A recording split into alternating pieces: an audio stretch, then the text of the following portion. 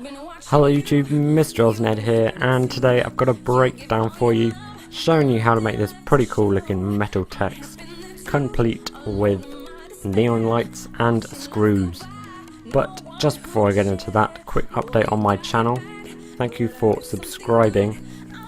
I've been thinking lately and I've been a bit unsure as to whether I want to make my channel kind of solely based around speed arts or tutorials, and I'm slightly leaning towards speed arts at the moment, partly because they've been getting slightly more views than my tutorials, and also I think the majority of graphics people nowadays on YouTube know the basics of Photoshop already, and there's plenty of beginner tutorials and other tutorials on Photoshop as well. And speed arts are slightly more unique, slightly better to show kind of my style and my, I hate to sound arrogant, but talents, I suppose. And I'd much rather watch a speed art than a tutorial, so I'm hopefully going to be making some more of those. Don't worry though, I'll still do tutorials. If you see anything in any of my speed arts that you want to know how to do, I'll request it and I will think about making a tutorial on it. But enough of that, enough of me yakking on about my stuff. We are going to get straight into the breakdown, starting with some black text. The font I'm using is ambient, and then we're going to apply some layer styles to this very first layer. First we've got a drop shadow. You can either pause the video here or listen to me read off the numbers. The opacity, the rest, if I don't say anything, it's just because it's set to default. The opacity is 60%, distance is 0, and the size is 27.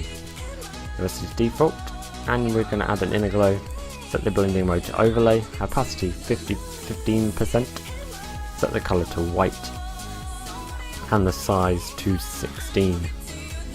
A bevel and emboss, set the depth to 500, this makes it rather crisp and cool. Size is 3. Make sure to change the gloss contour to this one. I need to looking for it then. So it's just diagonally down and right from the default. And then change the highlight mode to color dodge, the shadow mode to darken, and both about 75%. Next we're going to add a satin. I think most of it's default, opacity 56%, distance 11, and size 16. Gradient overlay, just from black to white, opacity 34%, make sure it's going straight up. And then finally the pattern, if you haven't already, go check out my pattern giveaway. Here you'll find this cool looking metal pattern which I use in this. Set it to 100%, and that is it for the first layer. This is what we've got so far.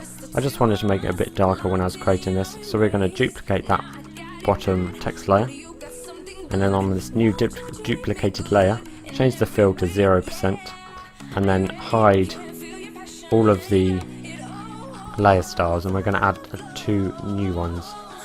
So we're going to go back into it, change the bevel and emboss from what it was to this, depth 500, size 3, and the rest is default. I think that's maybe the same settings, I'm not sure, but it's just going to make the bevel slightly darker.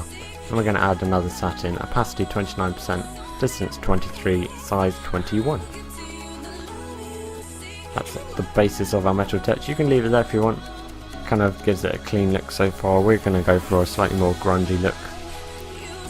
So once we have done those 2 text layers, we are going to add some scratches. As you can see, this doesn't have any scratches, and if I just unhide that layer, you see lots of scratchy bits all over it, which look pretty cool. So basically, I'm not going to go too in depth with this, but basically you just want to grab some grungy type brushes. A few examples in my brush set are things like this kind of scratchy, grungy type brushes, doesn't really matter, anything you want, and then just set them to overlay, opacity of between 20 and 30, and you just want to build them up. Hopefully you can see these building up, so add another one there. Make the image slightly darker by adding even more scratches. Another thing we can do is add these kind of cool looking, it's kind of hard to see, like actual real scratches rather than just making it darker. Kind of add proper scratches. It's hard to explain, but you see here there's kind of really scratchy bits. I said scratch about 10 times. And what you do with that is just grab kind of a lightning brush, works well, and then apply the following layer styles. Set bevel and emboss to depth 1000%, size 1, and the rest is default I think, and then just a colour overlay just to make it kind of a dark grey colour. Gives it this nice texture, and then set that to overlay 40%. Once you've added the scratches, as I said before, those are optional, you can leave them out if you don't want them. We are going to add the neons. First up, I'm losing my breath because I'm talking too quickly. First up, you want to just either use the pen tools, many ways to do this, either with a pen tool or with the brush tool, or however you want. You just want to create these round brush lines using a small round brush, colour white, just in the areas wherever you want them. I chose kind of just random places which I thought would look cool. Then you're going to want to apply these layer styles. First up, we've got a drop shadow, opacity 33%, distance 5, size 5, I think those two are default. Add an outer glow, set the colour.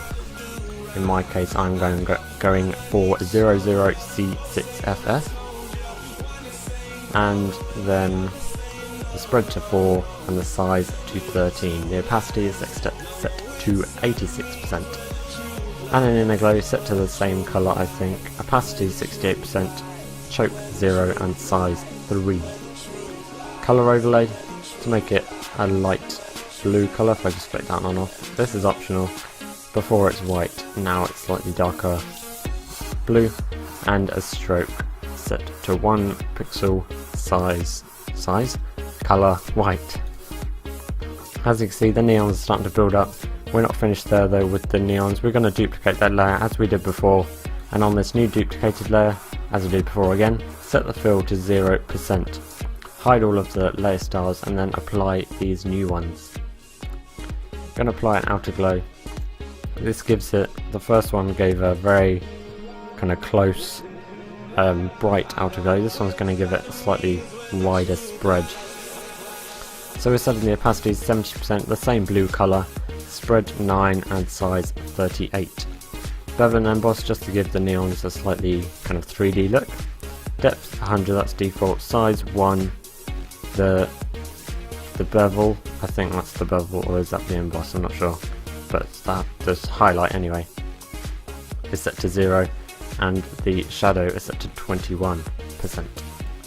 Finally a stroke, just to kind of add a slightly bigger shadow, set to a light grey colour, size 1, opacity about 40%. Now those are neons, they're looking pretty nice. And finally the screws, these are optional. All of these things basically in the tutorial are optional. You can stop wherever you want. These screws are really simple. Basically, if I just zoom on one of these here without the layer styles, it's just a grey circle with a black cross through the middle. Really easy to make. Just grab your circle tool, just draw a circle, and then just grab your line tool and draw 2 lines. Simple as that. And then once you've done that, you want to apply these layer styles to make it look slightly more like a real screw, kind of shiny and 3D. Add a drop shadow, opacity 56%, distance 1, size 1. An inner shadow, opacity 35%, distance 5, size 5. And a bevel and emboss, depth 1000%, excuse me, size 4.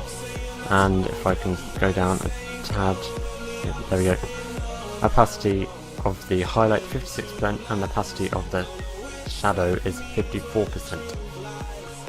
And that's the screws. Final touches, as always, black to white gradient map set to soft light 50%, and then just apply the image and sharpen it. So as I said before, it's pretty easy, it's mainly just layer styles. Hope you've enjoyed the tutorial, hopefully you can use it to good use, put it to good use. And what's wrong with my voice, jeez. And I will see you next time, hopefully when my voice is better. See you later.